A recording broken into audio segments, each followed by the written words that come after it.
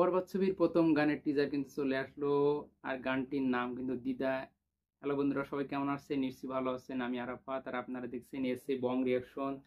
তো যেমনটি কিন্তু থাম্বনেলে লিখেছিলাম যে আরো একটি প্রিয়তমা হতে যাচ্ছে, ঠিকই লিখেছি হয়তোবা, কারণ প্রিয়তমা ছবির প্রিয়তমা গানটি যে সময় রিলিজ হয়েছিল রীতিমতো কিন্তু চারিদিকে কিন্তু ভাইরাল অবস্থা হয়েছিল। তো এই গানটিও যে সেরকম একটি গান হতে যাচ্ছে সেটা কিন্তু নির্দ্বিধায় কিন্তু নিশ্চিন্তে বলা যায়, কারণ এই গানটির মধ্যে কিন্তু সেই একটা টাচি ব্যাপারটা কিন্তু আছে।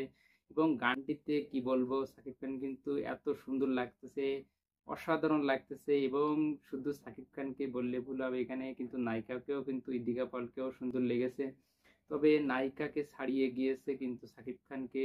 আর এই ছবির গান দেখে যতটুকু বোঝা যাচ্ছে, এই ছবিতে কিন্তু সাকিব খান যে এর আগে টিজার দেখে ইতিমধ্যে আপনারা কিন্তু বুঝে ফেলেছেন সাকিব খান কি ধরনের ক্যারেক্টার প্লে করতেছে। বড় লোক, অনেক অর্থবিত্ত, বিলিয়ন ট্রিলিয়নের কোটিপতি বাপের একমাত্র ছেলে হয়তো বা এরকম একটা ক্যারেক্টার। আর সেখানে কিন্তু ইদিকা পালের যে নিতু ক্যারেক্টারটা, এই ক্যারেক্টারটা হয়তো কোনো সাদামাটা একটা মেয়ের ক্যারেক্টার। তো গানের মধ্যে সেটাই কিন্তু বোঝা যাচ্ছে। আর গানটি সম্পর্কে কি বলবো, গানটি কিন্তু এক কথায় অসাধারণ হয়েছে। আর প্রীতম হাসানের সুর এবং গায়কিতে যে গানটি আসতে চলেছে রোমান্টিক গান, আর রোমান্টিক গান হিসাবে কিন্তু এটা কিন্তু অসাধারণ একটি গান হবে আশা করা যায়। কিন্তু প্রীতম হাসানের দুইটি গান থাকতেছে বরবাদ সিনেমায়, যার একটি আইটেম সং আর একটি কিন্তু এই রোমান্টিক গানটি। তো রোমান্টিক গানটি কিন্তু প্রথম হয়তো আসবে।